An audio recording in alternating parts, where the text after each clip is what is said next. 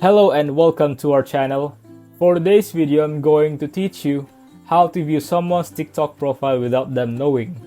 Before we get started, please don't forget to like and subscribe and click the notification bell for you to be updated to our latest tutorial videos. Without further ado, let's now begin. Open up the TikTok app here, and they have a new feature that allows you to see exactly who's viewed your profile, but you can turn that off so you can secretly view a profile without the other person knowing. Tap on the profile icon at the bottom right, tap on the little feet symbol at the top right. Now you can see these are all the people that have viewed my profile. Tap the gear icon at the top right, and then I can turn this off by toggling it off. It means that I can see my profile views, who's viewed my profile, but just as well other people can see that I viewed their profile either.